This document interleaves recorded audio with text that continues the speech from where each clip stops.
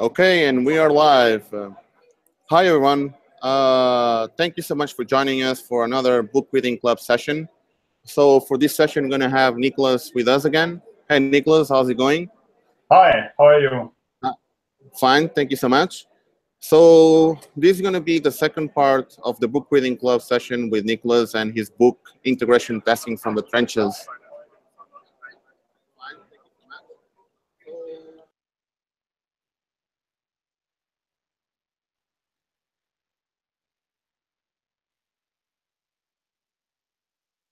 Roberto, I think I lost you.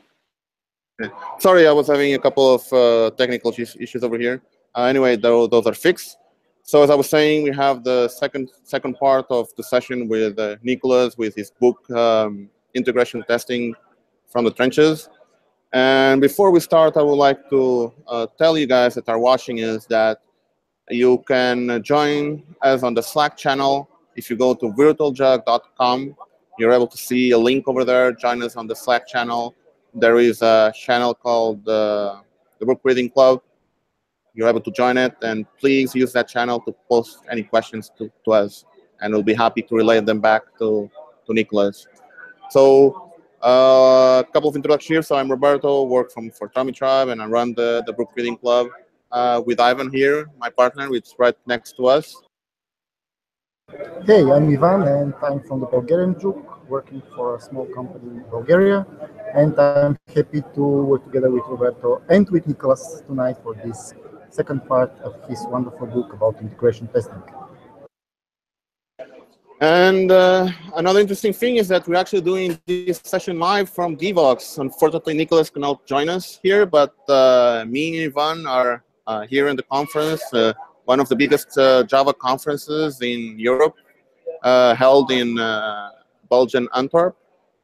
So if you're happy to be around, please, yeah, so showing some beer. So they're offering us some beer here. So if you happen to be on Devox and you're actually seeing this session, which is probably not likely, but come over here on the exhibition halls floors and we're happy to share a beer with you guys. So Nicolas, please introduce yourself and we'll start the session right away. Hi guys, thanks for having me. I'm Nicolas Fränkel. I'm a Java developer / architect / what have you. I've been doing consulting in the Java ecosystem since 15 years. And I sometimes write books, and my latest book is about integration testing. And if you missed the first part, which was broadcasted from Java 1, you should probably have a look first. Yeah, thank you. So for this session, or for this part 2, we're going to see the second half of the book. So Ivan, can you tell us which sections are we going to look at? Sure. So the second part that we are going to look at today consists of 4 chapters. So the first chapter is about testing web services, which means both the traditional SOAP web services and the RESTful web services. Then we look at the Spring in-container testing, so at Spring MVC testing, and last but not least, my favorite, Java EE testing with Killian.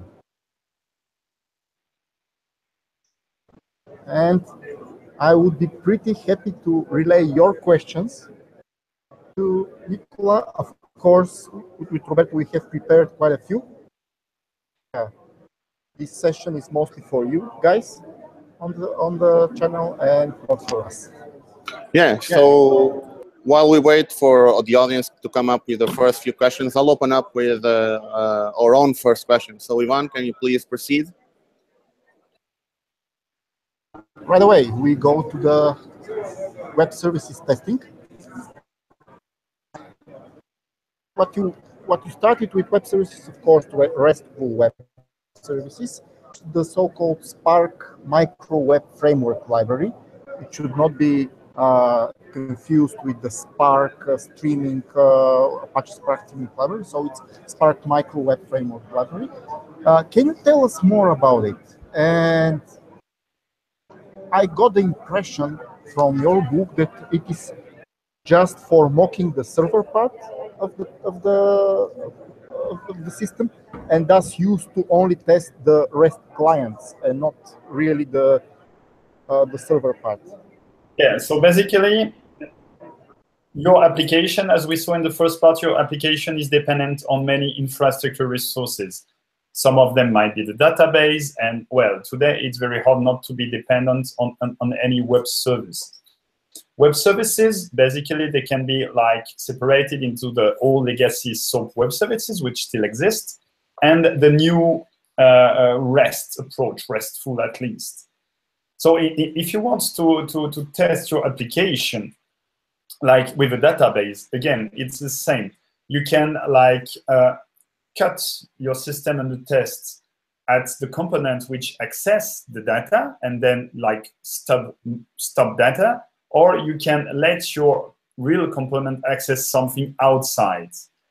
In that case, with the database, sorry, we saw we could use like embedded in-memory database, but there is no such thing for web services because, I mean, web services, REST web services, they don't adhere to any standards. They are very custom. So when I want to do that, I need a framework which lets me very, very quickly, in a few lines of code, write down a web service and start the web server. And I chose Spark because it's very simple. I mean, in like 3 or 4 lines, you can start a web server and start serving some content. And the streaming stuff is Apache Spark. So that's the biggest difference, yes.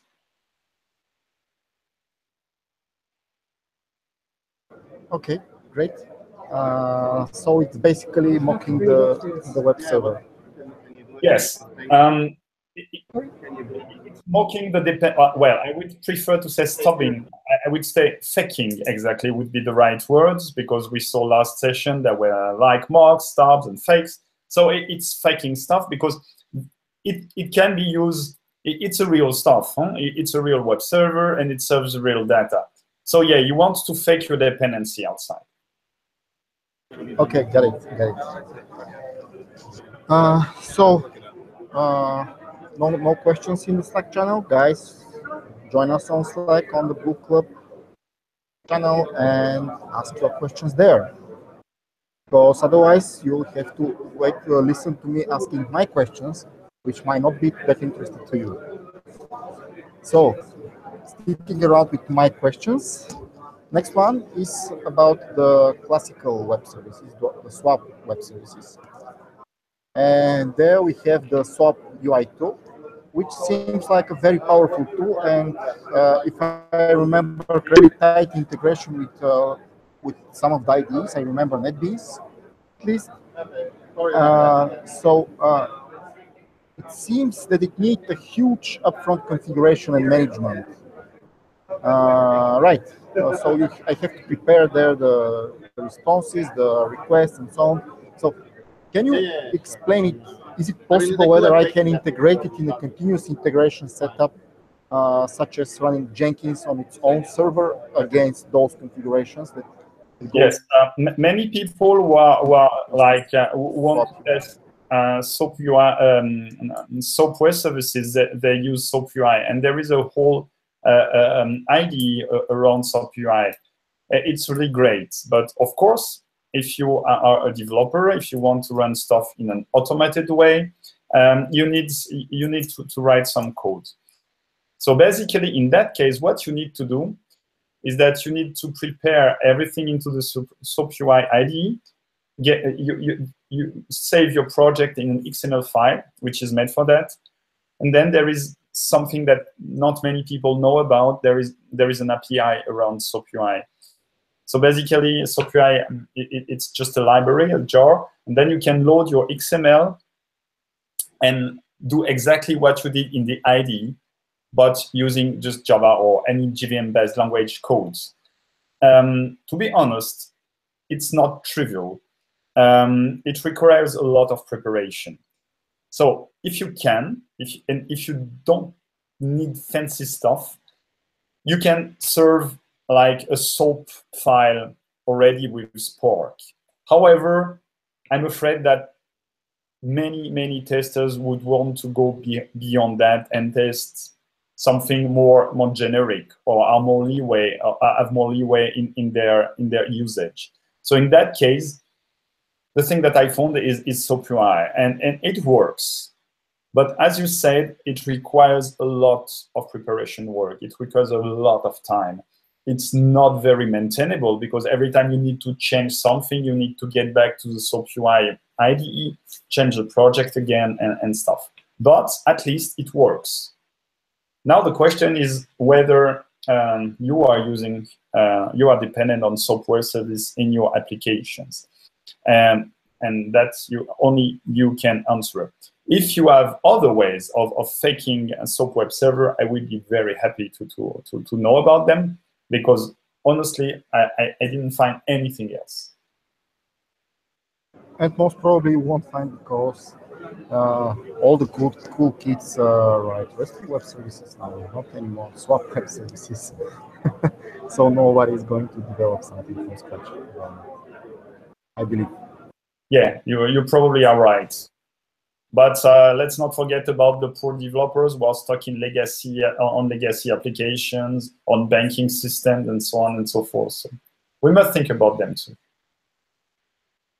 Yeah, so I know that you have a lot of experience with those kinds of systems. So are you able to share with us what have you seen people doing? Are they always using SoapUI? Maybe some in-house tools, right? I don't know. In-house tools I've never seen. What I saw sometimes is that people were using the IDE from SoapUI, and then like running the SoapUI IDE, clicking the start button, making the fake server like that, and then testing their application and pointing on the local hosts. I saw also like providers of web services providing their own fake servers, like remote fake servers, where you could do stuff which was which would not impact production data. The problem in that case, of course, is that it might fail, and in my case, it failed. But the most of the time, I saw people not testing that at all, and that's an issue. But people don't test it because, in general, they probably are right. In that case, it takes a lot of time, a lot of investment. And again, I want really to focus on that. You don't do testing because you must do it. You don't do testing to achieve 100% code coverage. You do testing because it saves time and resources and money in the long term. And I'm afraid right now I see a lot of people like they want to achieve 100% code coverage, to have everything automated. And before I pushed to test more, and now sometimes I'm afraid I have to tell people to test less. So it's very funny. I think we already had this comment in the first session. It depends, of course, on your industry. Like if you are in the plane industry, if you are like writing embedded system that fly the plane, or if you are writing a system that help surgeon go on people, then you want to test everything and not only 100% code coverage, but 100% mutation coverage. But if you are in the gaming industry, I mean, it's just a waste of money, because if something fails, then you give the guy one more life and he's happy, and let's put it at that. So that's what also I want to tell people, is that unit testing is quite easy to do. Unit testing, there are rules. I mean, look how many books there are on unit testing, and everybody tells the same. Integration testing is much harder, and there are not many books. I guess in the Java world, I might be the only one I've read written book, because a lot of stuff is contextual. There is no one hard and fast rule. So you must understand your context, and then try and probably fail and try again and fail again until you've got the right balance between the time invested in your tests and the time that you gain by not writing them. Yeah, definitely. So the general impression that I have is sometimes when people say, "Hey, I want to get like 100% code coverage" or something like that, it's usually like managers that are requesting that because they don't really understand the business that they are in, right? Well, they understand the business, but they don't understand the code. So, do you feel that's what happens, or do you feel it's also a developer problem? Regarding the code coverage, I see two trends. So first, as you said, is managers, and managers love to have metrics because then they can say, hey, I have this metric, I achieved this metric. And in that case, the problem is that there is a saying that when you have an objective, which basically should be to have not many bugs in your application, and you set a metric, which is code coverage, then code coverage becomes a new objective. That's a real problem. People don't think about the objective that you want a bug-free software. They only think about 100% or whatever code coverage. And so they will try to start covering getters and setters. And I mean, it's just completely useless. In order to cover that, you can say, okay, instead of doing line code coverage, I will check branch code coverage, which is a bit better. But still, it's a game. You can game the system. This is outside integration testing, but if you really, really want to make sure that no one is gaming the system, then you should use mutation testing. And mutation testing, I mean, you can check mutation testing on the web. I've already done a few talks on that. It's like it randomizes the production code so that it will check if your test is relevant or not. If you test nothing, then you will have a big problem. So that's the metric trends. And the second is, I would say, ego from developers. Like everybody or every team wants to have a bigger code coverage than his neighbors. That's also another problem. And when the two get into conjunction, then you get like a lot of time wasted on testing. Yeah, I see. So, guys, you should really try to figure out what's the best for you, and at least try to follow some of Nicolas' advices. I mean, doesn't mean that you should go for 100% coverage if your industry requires it, but you should be careful about it, right? Yeah, exactly. And that's the reason why there is also a lot of people saying, hey, you should do only unit testing or only integration testing can make sure that your application works well. Of course, only integration testing like really, really ensures that your application runs well. And not only like small system integration testing, but the whole system testing. But creating and maintaining this kind of test is very, very expensive. So that's why I advocate like the normal testing pyramid. I mean, the people who thought about that were not stupid, because by creating unit tests, you can very easily check that your like very small components are up to the task. And creating unit tests is very easy. I mean, you don't need to design them in a very, very careful way. But designing your integration test, and the bigger the system and test, the harder it is to design them in a not fragile and quite fast way is much harder and requires a lot of maintenance. And that's the reason why you don't have so many integration tests, though they are the only tests that really prove that your application works well. Yeah, awesome. So, Yvonne, can we proceed with our next question? Sure. So I'm now entering an area that I'm not really into, Spring testing. I have some experience with Spring, but not that much, so hopefully my questions don't sound very silly. So in the Spring in container testing, you devote a big part of the chapter to testing at different environments and configuring your tests to run with different environments. And when it comes to different application lifecycle environments like development, QA production, where you need different configurations, different databases, different mail servers, and so on. Configuring this looks like a quite daunting task if I read your book.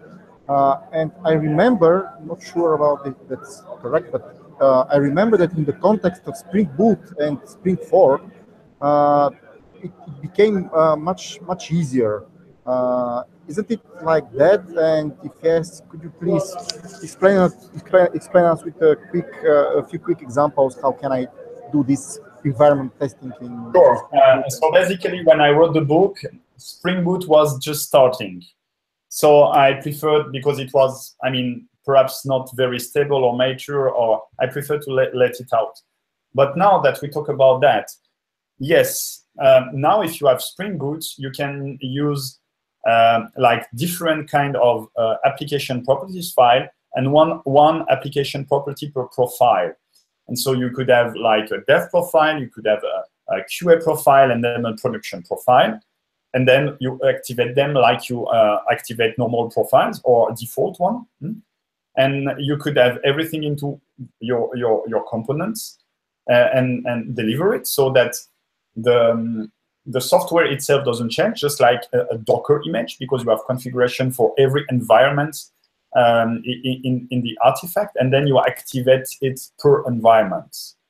Another way to do that would be like we did it before, like to externalize the application properties file, and then you configure it when you launch your Spring Boot application and say I point to this property file. To be honest, it took me a long time to accept that, but before I was in favor of the normal externalization of properties file, and now I'm more thinking that it might be better to have internal ones. Because then in that case, your artifact is self-contained and it doesn't change. And basically, it's much like a Docker image. And if you need, like, for example, you might want to have the database production passwords to be hidden.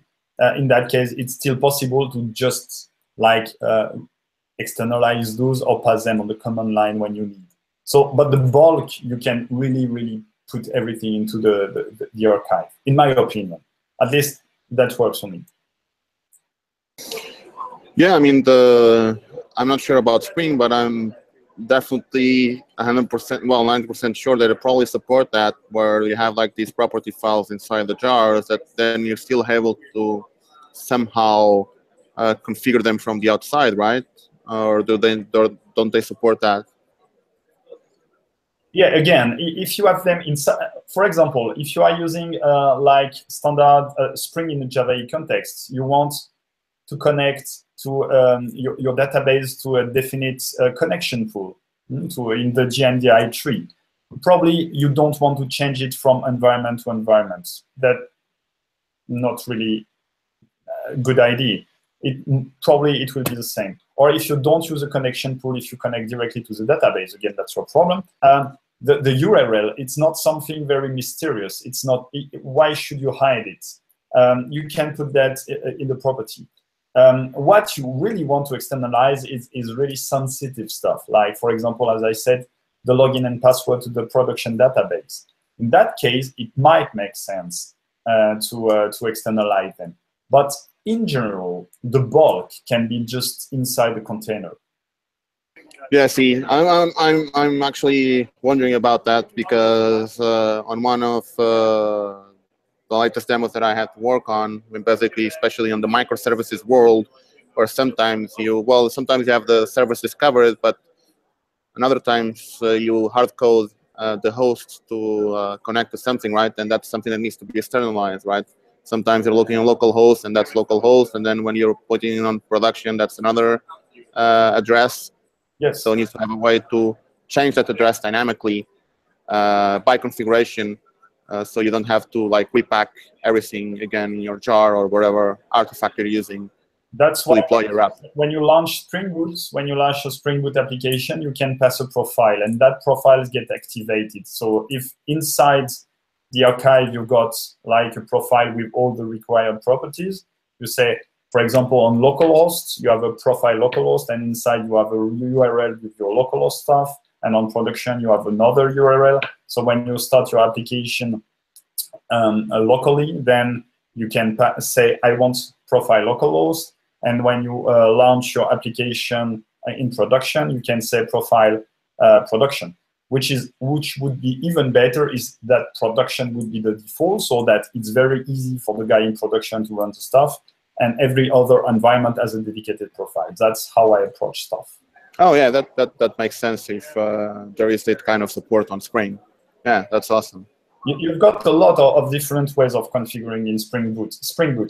Basically, you can have inside property files. You can put, when you start the application, the path to the property file, or you can pass each property on the command line when you start the application. And of course, you have overriding mechanism.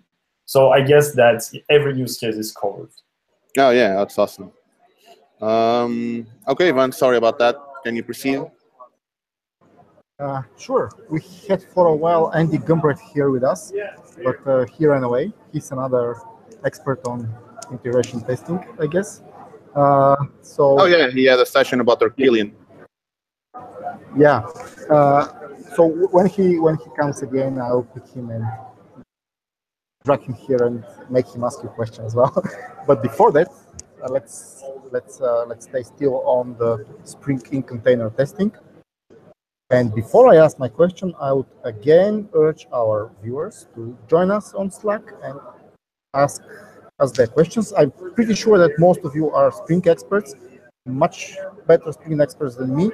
So you might come with even greater question than I came with my initial knowledge about Spring. So next question is about Spring test. So the Spring test provides some base classes with very useful that provide very useful environment for us to quickly write integration tests. And you mentioned the Spring test in the first chapters, but now you devoted the second part of the Spring container testing to that. So when I looked at all the capabilities that Spring test provide, is there a reason why you would not extend from them and go the manually set up everything path? Yes. The manually set up, no. Then there is no reason.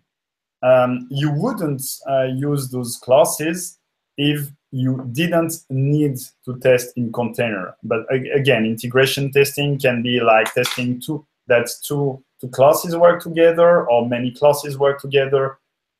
But in the end, you want still try to run your application in a container. That's the reason for those classes.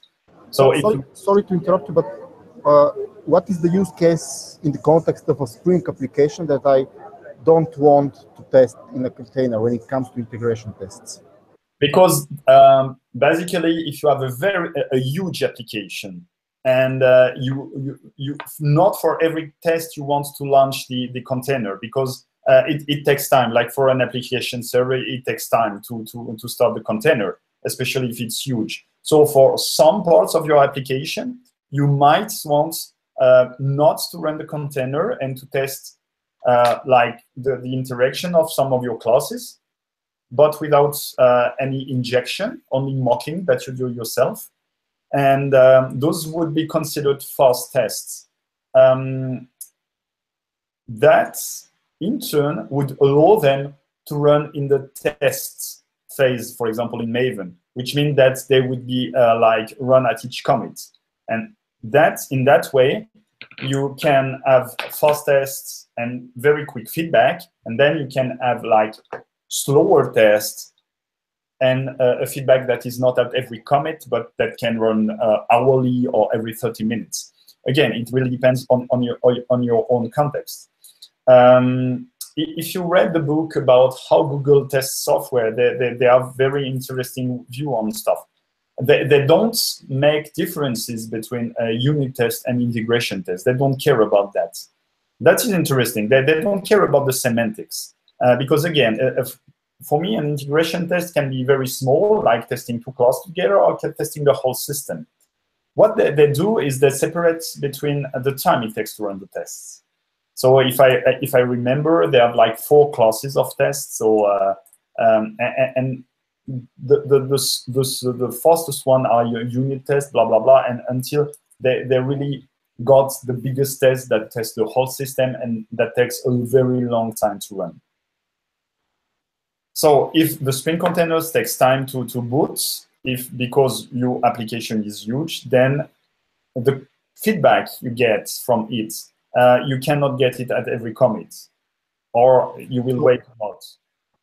So I cannot, when I boot my integration test with Spring test, I cannot tell it, okay, boot a container with just this subset of my classes, something that you can do with shrink wrap or Killian, which we're going to discuss a little bit later. You can, well, you can configure. That's what I describe in the book. You can have like, depending again on your context, you can have not a monolithic configuration, but that means that you must use XML and not self-annotated classes. But if you've got this XML file, or if you are using Java configuration, which is even better, then you can break up your application configuration into multiple fragments, and then only use the fragments that you're interested in for a specific use case. The case I'm making, which can be done using Profile, but I think it's interesting, is instead of putting the service and the repository and the data source configuration into the same file, you put the service and the repository into a dedicated file, and then you create 2 other configuration files. One of them would be like to check for a GNDA data source, and the other would be to use an embedded in-memory data source. And so if you run in production, you would run the service repository fragments with, that's very funny to see, there is some animation behind you. So you would use the service repository fragments with the production data source, and during your test, in order to get much faster feedback, you would use the repository service fragment with the embedded fragment data source. And so everything can be done like that. So you could define your, for example, you could have fragments to define your own mocks.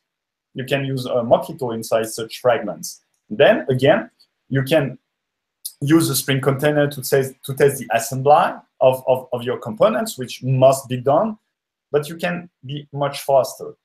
And afterwards, you can decide whether you want those tests to run into the test phase because they are very fast, or to run into the integration test phase because they are not so fast. Okay, I see. So you can configure that, of course, with XML. Yeah, okay, we have Andy with us. Andy, can you join us for a second? Anything you're hearing? Sure. So this is Andy. Hi. And he's hey, we know each other. Hi, Andy. He's our local integration test expert. Yeah. Say hi to Nicolas first. Hi, Nicolas. To our audience. Hi, Nicolas. I can't hear you. Yeah, but he can hear you. How are you doing? Hope you had a good talk. Hi, and you? And you? I'm fine. DevOps? Yeah, enjoying DevOps. That's great. I had my testing Java microservices talk on Monday for like 3 hours. It was crazy. Wow. That's a lot. But it went fairly well. We're totally happy. So that's good. You already did it at Vidya 24, right? Yeah, we did it at Vidya 24. I remember. Yeah, so I was on Vidya 24 as well. Yeah. Doing the cut down version of testing Java microservices. Okay. Yeah. Thank you, Andy. Thank you you for joining the Vidya book reading club. Wow. And we hope we'll have you soon. Yes, that was your Bye, Andy. Have a nice week. Enjoy your DevOps. Take care, everybody. So sorry for I need to call Andy on stage. Any questions in Slack? I don't think so. Like everyone is on DevOps drinking beer. except as well. I said that I have that one and drink that one. Yeah, but I can't open it. Yeah, you can open it with that. Great. Should I first ask the question and then take care about open beers? Yeah, do that. Yeah, do that first. Okay. So, and maybe it might sound a bit off topic, but as I told you, I'm not the expert in Spring. So, you briefly mentioned in the beginning the Spring IO platform. Just out of curiosity, is it just a BOM type of project, or it is something beyond that? No. Now it has been superseded by Spring Boot, but at the time, basically, when you wanted to create a Spring project, you had to specify the version of every dependency, and then you had to specify the version of the dependency that you wanted, and it was really a mess. I mean, to craft a really nice POM could take like 1 hour to 1 day, depending on the size of the project. And in order to make things easier, the Spring guys decided to create a BOM so that every dependency would be handled automatically by specifying the BOM version. And of course, now it makes much less sense because everybody is directly using Spring Boot, which handles that by default because you inherit from the Spring Boot startup. But there is still a BOM on Spring Boot, which basically plays exactly the same role as this Spring IO platform BOM. So it was that probably the precursor, the parent. Okay, thank you. Thank you for the enlightenment. I continue asking about Spring. Yes, please. Okay. So Spring, and you have a second chapter on Spring. It makes you Spring expert, in my eyes. And it's about Spring MVC testing. And there you introduce the context hierarchy annotation that you put on top of the classes. Can you explain in a little bit more details when would we need to use that annotation, the context hierarchy? So again, Spring Boot makes that completely legacy. But in before in the Spring MVC framework application, two different contexts. You had the parent context where lived your services and your repositories, and there was a child context where lived everything that was related to the web, like your view resolver, this kind of stuff. And you had the parent-child relationship between the child context and the parent context. And it could be imagined that you could have one parent context and different web contexts which were children of this one. A child context can access its parent context, but a parent context cannot access its child context. Are you still with me? Yes? Again, also, the web apps, the sibling, they cannot access each other. So if you are doing plain Spring MVC stuff without Spring Boot, you want to like make it the same in your application. You don't want to mix everything.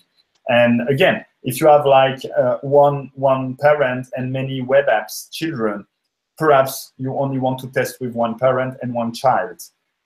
So that the usage of context hierarchy. In that context hierarchy, you define the parent context, you define the children context. With Spring Boot removed everything because you are doing microservices, small stuff, blah, blah, blah. And in that case, you've got one single context. But yeah, the old people like me were doing Spring application at that time. They still remember that kind of stuff. And if you are still stuck on a legacy Spring application, it's very useful. Okay. Yeah, we are a little bit clumsy here with the microphones because when someone speaks, the other one should be muted. So that sounds a little bit awkward. So no questions in Slack. Why? Why do you rely on me? Okay. Well, I think that people already knew that we're going to ask all the questions, so they don't bother. Okay, so officially next time I'm not participating, so that everyone is more active. Okay, I'm on. Finally, about Spring MVC testing from me. So one of the aspects of the Spring MVC testing framework is the result handlers that you receive, and in the example that you gave in your book, you use those for logging, either in system out or attaching kind of a logger and putting the result of the test there. Why? What is there another way of using result handlers besides logging? That's a very good question that I asked myself, and I found no use case. I really found no use case. Basically, it's just like, you know, that everything in Spring is very extensible. So they don't probably want it to lock you into a very rigid structure. And so they, like, I did this extension point with one simple use case, the logger, but probably I never had any usage of anything else. And also, generally, when you start doing the stuff, you use the logger a lot, and then afterwards, it gets too much. You've got too much information when you run the test, and then you remove it, and perhaps only add it if you are really a bug that you cannot understand. But in general, I only played with the logger, and afterwards you remove it very, very, very quickly.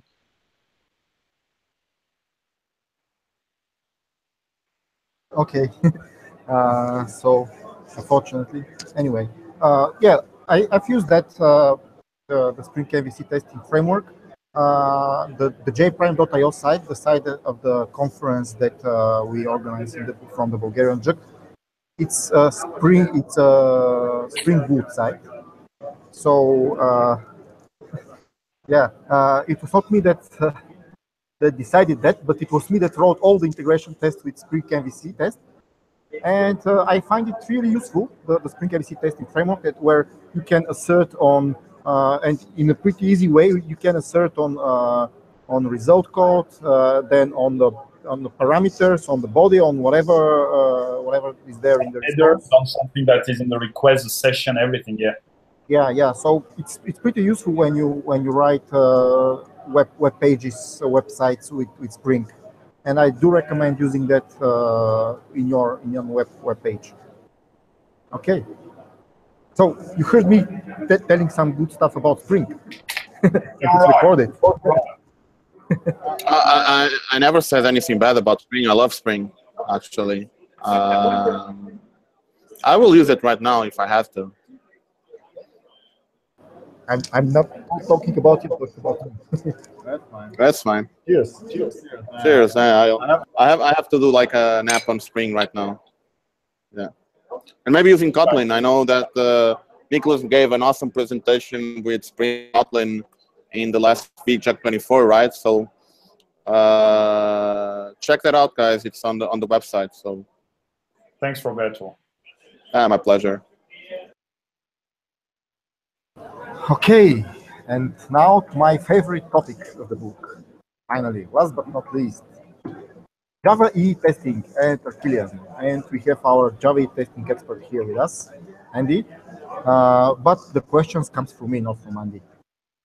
So in Killian, you can configure the container where Killian is going to deploy your application and test it inside. So besides using the different container providers like Wildfly or Tommy or Glassfish or whatever, you can say what kind of container you want, either managed or remote or embedded. Or none. And it says or none.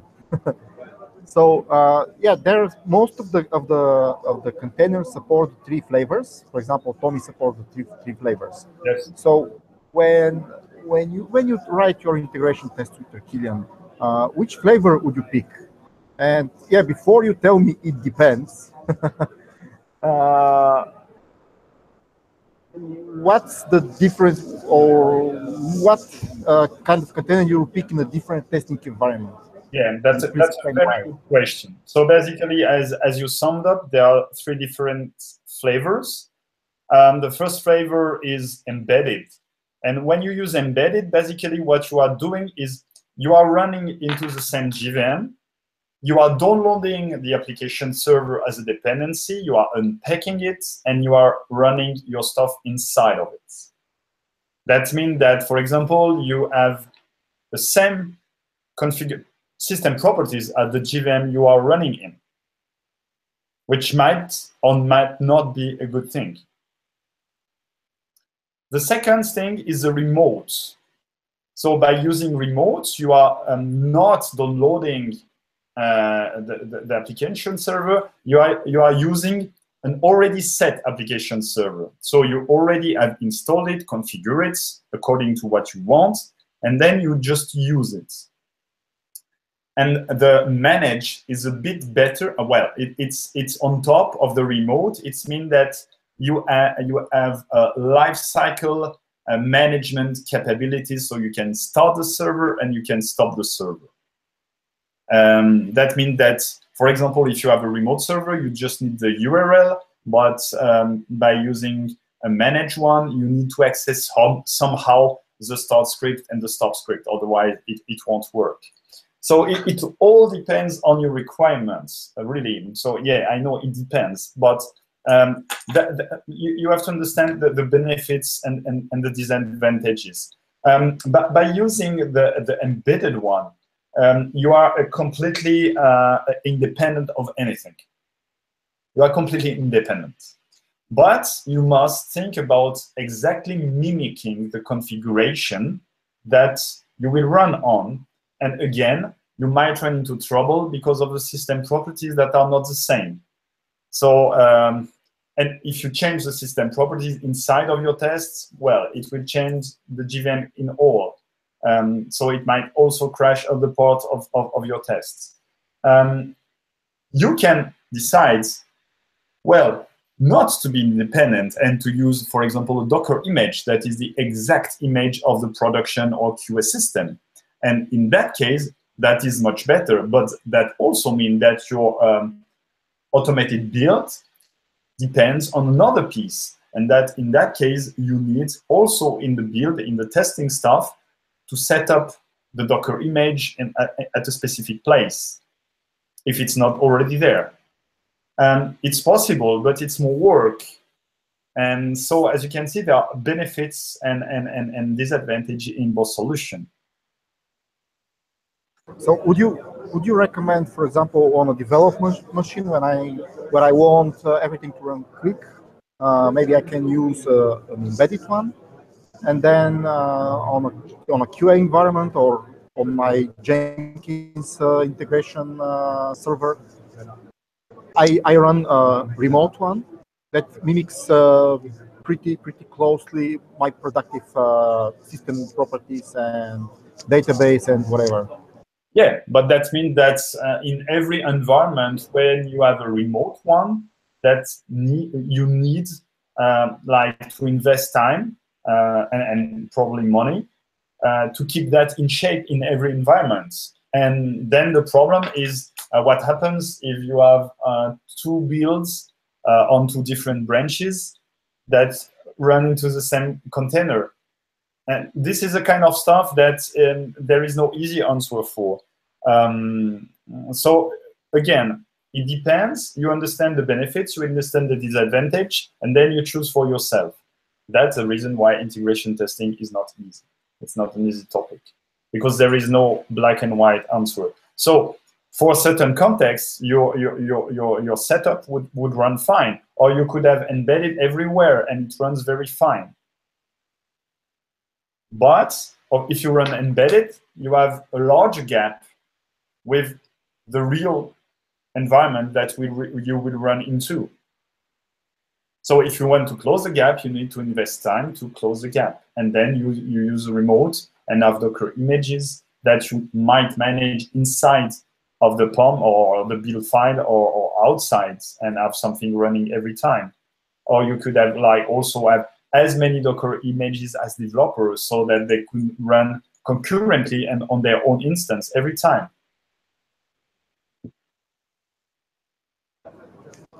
Okay.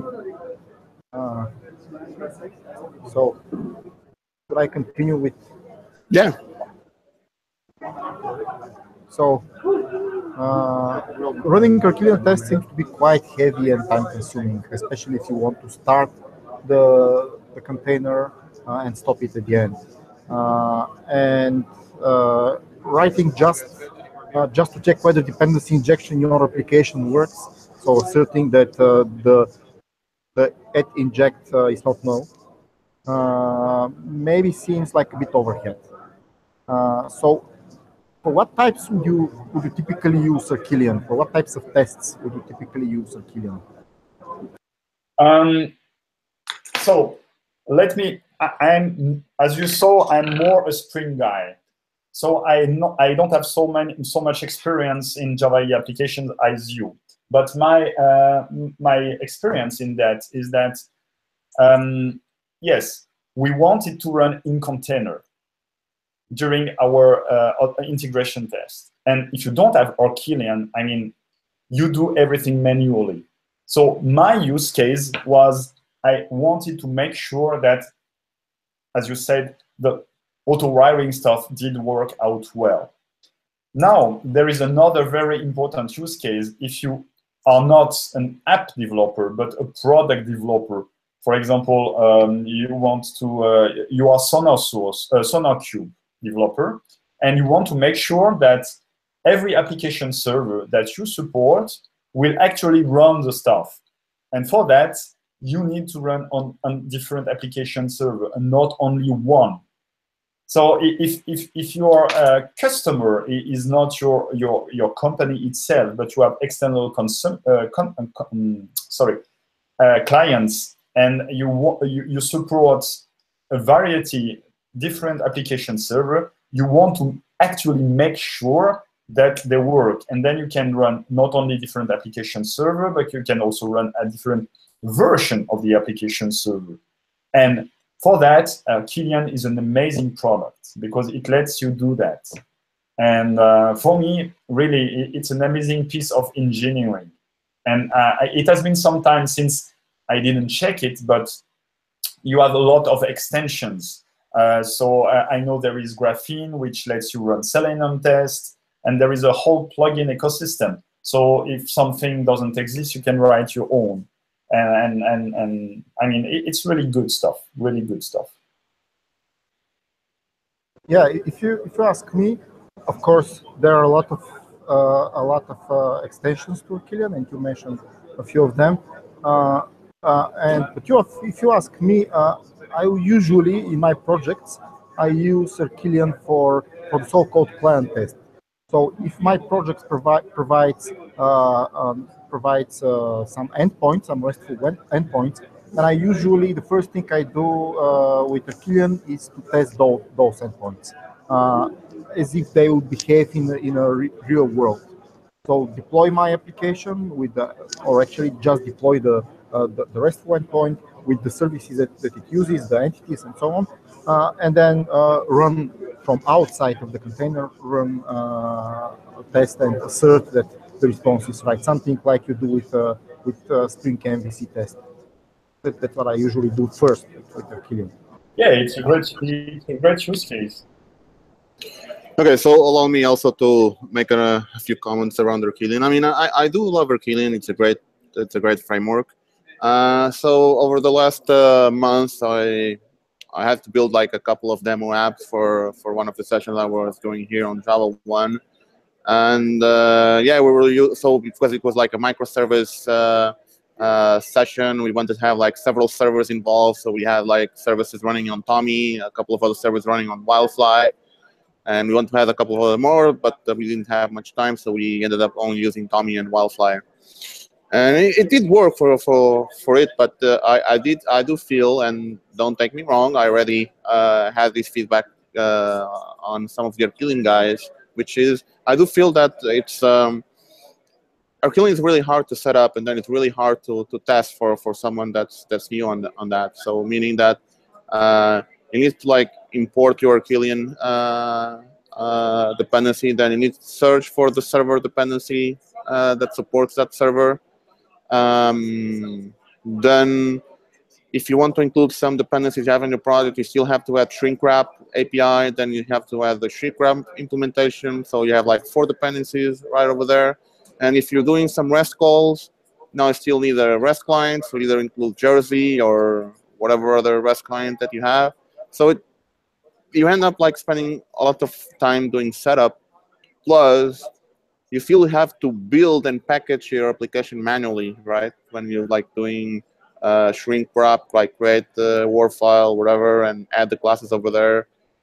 I don't know. I mean, I have to be honest. I do prefer and I do like the Spring testing more, since basically you just I'm not exactly sure how it is now, but as far as I remember, you only have a JUnit Spring test runner or whatever, and that will set up all the context that you need, and then it'll just do any calls to your application code, and that's it. So I don't know what you guys feel about it, but this is my personal feeling. I'm more a Spring guy, so of course I'm more comfortable doing the Spring stuff.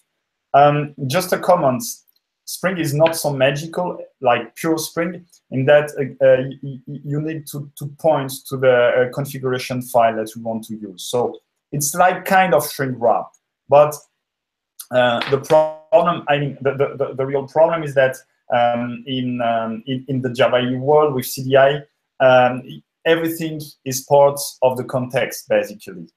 And then that means that you need to pick every class that you want, because otherwise everything will be part of the context. In Spring, it's a different approach. You can do like, normally you can do explicit bin configuration. So you say, okay, I want this class to be part of the context and this class to be part of the context, which means that in the end, you can only, in the file where you define which bins you want, you can only pick that file, which is much easier to use in the end, but requires a bit more design. The other stuff that I want to say is that there is no other alternative than our Killian if you want to do Java EE testing, pure Java EE. It's really a lifesaver. I don't know how people do without if they don't use our Killian. Like in container testing, it must be done. Even if you have only one test, like if you have an e-commerce application, you want to at least check that the API path works, that the customer can register to your site, put something in his basket, can do the checkout, can pay, and can get his stuff back. If you don't do it, you are in deep trouble. At some point, there will be bugs. Something will not work. You will discover it in production, or if you are lucky before. But you want to discover this as easy as possible. So in container testing in the Java EE world, if you choose Java EE first, then you just need to use our Killian. Oh, definitely. I totally agree with that. I do feel that maybe we can have some kind of defaults for Killian where you have like some super bomb where you have all these dependencies already in, and maybe your Killian could generate like a default. What's up? Oh, I'm muted. Sorry. Sorry, I was saying that. Huh?